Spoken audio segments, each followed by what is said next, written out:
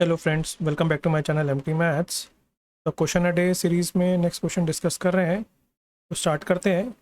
For X greater than zero let F X equal to integral 1 to x log t upon 1 + t dt then F X plus F 1/x is 4 options. ठीक है, तो बड़ा ही important question means के point of view से, क्योंकि इसकी repeat value बहुत ज़्यादा है। इसको अलग अलग फॉर्म्स में देखोगे, प्रीवियस ईयर्स में कई बार आ चुका है। एक्स की जगह ई डाल दिया है, कई बार ई क्यूब डाल दिया है। ठीक है, तो देखते हैं कैसे करना है। एक जनरल रिजल्ट एक्स के लिए कर रहे हैं, एक्स की वैल्यू कुछ भी डालोगे पॉजिटिव, आंसर डायरेक्टली निकलेगा। ठीक है, तो पहले कुछ कंसेप्ट डिस्कस करते हैं, इसके ऊपर ये क्वेश्चन थोड़ा सा बेस्ड है। कंसेप्ट क्या है? एक इंटीग्रल की सबसे पहली प्रॉपर्टी, डेफिनेट इंटीग्रल की सबसे पहली प्रॉपर्टी ए टू बी, अगर एफ एक्स डी एक्स लिखा हुआ है, ये ऊपर वाला एफ एक्स नहीं है, एक जनरल कोई फंक्शन है, तो A to B F X D X लिखा है, तो इसको मैं A to B F T D T लिख सकता हूँ। तो इसको हम बोलते हैं कंसेप्ट ऑफ डमी वेरिएबल। यहाँ पे एक्स की जगह अगर हम टी डाल दें, लिमिट सेम है, फंक्शन सेम है, तो इंटीग्रल की वैल्यू पर कोई फ़र्क नहीं पड़ता है। बट एक काम की प्रॉपर्टी और सबसे बेसिक प्रॉपर्टी एग्जाम्पल लेके बताता हूँ। फॉर एग्जाम्पल सपोज मैंने लिखा 0 to π/2 sine X D X. ठीक है, तो ये इंटीग्रल क्या आएगा? साइन एक्स का इंटीग्रल क्या होता है? Minus cos x. और इंटीग्रल करने के बाद ऐसे हम लिखते हैं, तो अब लिमिट्स पुट करने बचा। लिमिट्स का मतलब हो गया एक्स की वैल्यूज पुट करनी बची हैं, तो पहले अपर लिमिट डालते हैं, कॉस π/2 माइनस कॉस 0, तो कितना आ जाएगा? 1। ठीक है, अब यही मैं इंटीग्रल अगर लिख दूँ 0 to π/2 sine T D T, क्या फ़र्क पड़ता है भाई? फंक्शन तो वही है, साइन। एक्स की जगह टी लिख दिया, डी एक्स की जगह डी टी लिख दिया, लिमिट्स वही की वही हैं, तो ये भी वही बन जाएगा, क्योंकि मेरे को अल्टीमेटली सेम लिमिट्स ही पुट करनी है सेम फंक्शन में। बस वहाँ पे एक्स की जगह वैल्यूज पुट करी थी, यहाँ पे टी की जगह वैल्यूज पुट करूँगा। तो कहने का मतलब है कि जब तक कि फंक्शन सेम है, लिमिट्स इंटीग्रल की सेम है, तो वेरिएबल एक डमी होता है। डमी का मतलब हो गया एक्स की जगह टी लिख दो, ए लिख दो, डब्ल्यू लिख दो, बी लिख दो, कुछ फ़र्क नहीं पड़ता। साइन एक्स डी एक्स की जगह तुम साइन ए डी ए लिख दो, 0 to π/2 करोगे, हमेशा 1 ही मिलेगा। साइन बी डी बी कर दो, 0 to π/2 करो, हमेशा 1 ही मिलेगा। ठीक है, तो ये बड़े इंपॉर्टेंट है और सबसे पहली प्रॉपर्टी होती है डेफिनेट इंटीग्रल की, और सबसे बेसिक प्रॉपर्टी। ठीक है, तो मेरे ख्याल से प्रॉपर्टी समझ आ गई होगी। अब क्वेश्चन पे वापस आते हैं। क्वेश्चन क्या कह रहा है कि क्वेश्चन पे वापस आ गए। ठीक है, तो क्वेश्चन क्या कह रहा है कि एफ एक्स एक इंटीग्रल की एक इक्वल दे रखा है 1 to x log t to the base e upon 1 + t dt। ठीक है, तो अपन को निकालना क्या है? पहली बात तो इंटीग्रल हो नहीं पाएगा डायरेक्टली। अगर नीचे 1 + t की जगह अगर t होता तो डायरेक्टली इंटीग्रेट कर जाता, क्योंकि log t का डिफ्रेंसिएशन 1/t साथ में दिख रहा होता, तो ईजिली इंटीग्रेट कर जाता। मगर फिलहाल ये इंटीग्रेट नहीं कर रहा है। मेरे को निकालना है F X plus F 1/x। ये क्या होगा? पहली बात तो ये समझ आ रहा होगा कि जो इंटीग्रल दे रखा है क्वेश्चन में, ये फंक्शन ऑफ एक्स कैसे बना।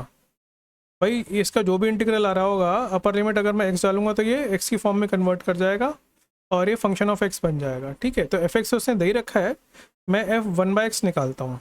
ठीक है, तो एफ 1/x का क्या मतलब है? जहाँ जहाँ एक्स दिख रहा है वहाँ पे एक्स की जगह 1/x कर दो। कंपोजिट फंक्शन यही तो होता है। तो एक्स मेरे को सिर्फ यहाँ इंटीग्रेशन की अपर लिमिट में दिख रहा है और कहीं दिख ही नहीं रहा है, तो मैं इसको 1 से लेकर 1/x तक कर दूंगा। ठीक है, तो ये बन जाएगा कुछ ऐसा। ठीक, अब एफ एक्स और एफ 1/x को अभी फ़िलहाल ऐड करने का कोई एडवांटेज नहीं मिल रहा है, क्योंकि दोनों ऐड करोगे तो कुछ मैनिपुलेट ही नहीं हो पाएंगे। मैनिपुलेट कब हो पाएंगे? जब हो पाएंगे जब एफ एक्स और एफ 1/x की लोअर और अपर लिमिट ना सेम हो जाए। तो जब वो सेम हो जाएगी तो हम उनको ऐड करेंगे तो एक सिंगल इंटीग्रल में आ जाएंगे। इस बात का क्या मतलब है अभी समझाता हूँ, करके दिखाता हूँ बल्कि। ठीक है, तो यहाँ पे मैंने कहा कि मैं एफ एक्स और एफ 1/x की इंटीग्रेशन की लिमिट सेम करना चाहता हूँ। वहाँ पे लोअर लिमिट तो मैच कर रही हैं 1 और 1, अपर लिमिट यहाँ पे क्या है x, यहाँ पे क्या है 1/x। ठीक है, तो ये कैसे सेम करें? ये दोनों एक दूसरे के रेसिप्रोकल हैं, तो ये सेम करने का तरीका मैं सिखाता हूँ। मैं क्या करूँगा, इस पर्टिकुलर इंटीग्रल में लेट t = 1/z। ठीक है, ऐसा क्योंकि अभी समझ आने वाला है। डी टी क्या बन जाएगा, -1/z² dz।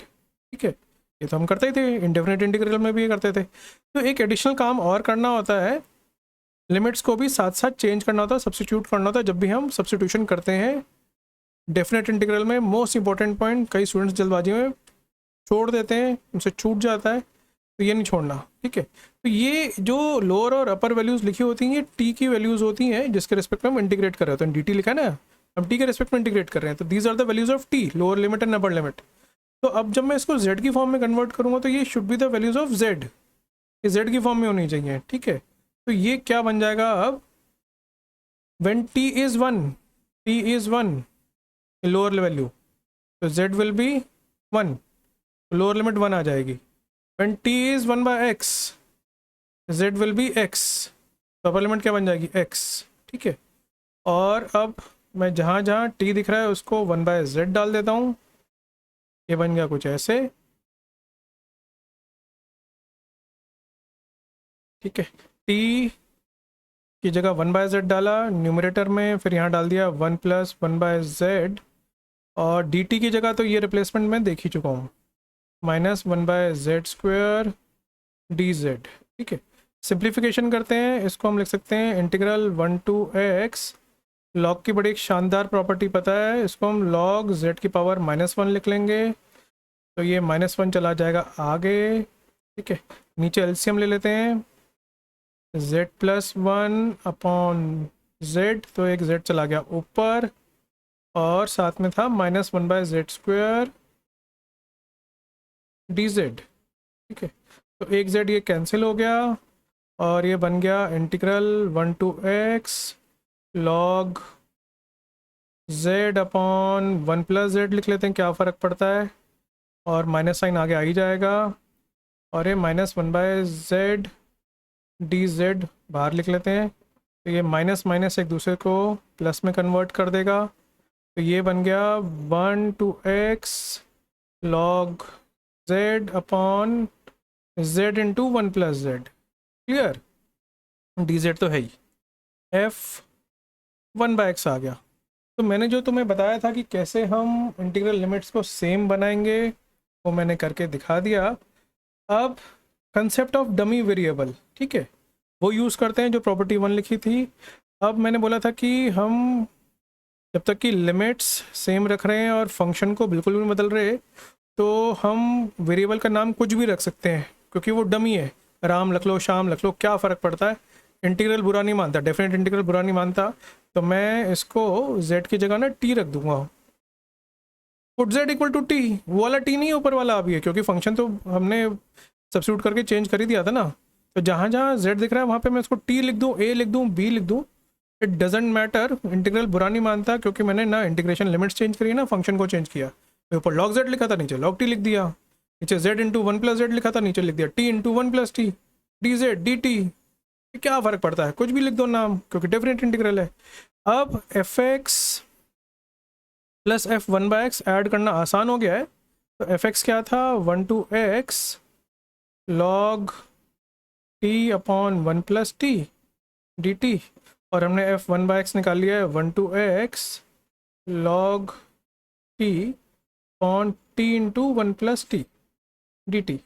अब बड़े काम की बात, बड़ी लॉजिकल सी बात, कि अगर दो इंटीग्रल्स की लिमिट सेम है तो वो एक सिंगल इंटीग्रल में हम उसको लिख सकते हैं 1 to x log t/1 + t plus log t/t into 1 + t dt। ठीक है, अब नेक्स्ट स्टेप, अब तो सिंप्लीफिकेशन करनी बची है। ऊपर और नीचे कुछ कॉमन दिख रहा है मेरे को, log t/1 + t पूरे में ही कॉमन दिख रहा है, और ब्रैकेट में क्या आ जाएगा, 1 + 1/t dt। ठीक, अब कार्यक्रम ऑलमोस्ट ख़त्म हो चुका है इस क्वेश्चन का। एलसीएम लोगे तो ऊपर बन जाएगा t + 1/t dt, t + 1 से t + 1 कैंसिल हो गया। और एक मेरी जो मुसीबत थी स्टार्टिंग में कि हम इंटीग्रेट नहीं कर पा रहे थे, क्योंकि log के साथ अगर 1/t होता है तो इंटीग्रेट हो जाता है, और log के नीचे 1 + t था तो इंटीग्रेट नहीं हो पा रहा था। तो 1 + t का तो हमने बैंड बजा ही दी, हमने उसको कैंसिल आउट कर ही दिया। ठीक है, अब ये बन गया है log t upon T D T.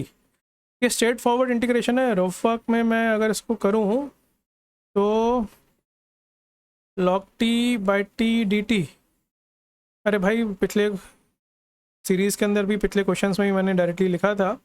तो log t को अगर हम कुछ सब्स्टिट्यूट करेंगे, सपोज मैंने y सब्स्टिट्यूट कर दिया, तो log t का डिफ्रेंसिएशन 1/t dt साथ में लगा हुआ है देखो, तो ये डायरेक्टली y dy बन जाएगा। मैं डायरेक्टली लिख रहा हूँ y dy का इंटीग्रेशन y²/2, मतलब ये log t whole square by 2 बन जाएगा इसका इंटीग्रेशन।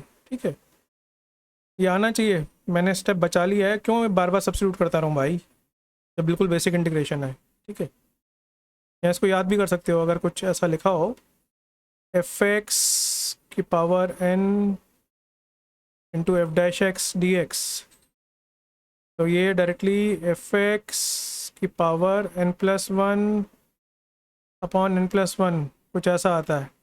कैसे आया सोचना बड़ा आसान है यार, fx को t ले लो, F dash X D X D T बन जाएगा t पावर n का integration, t power n+1 upon n+1। ठीक है, तो बस वही काम किया हुआ है।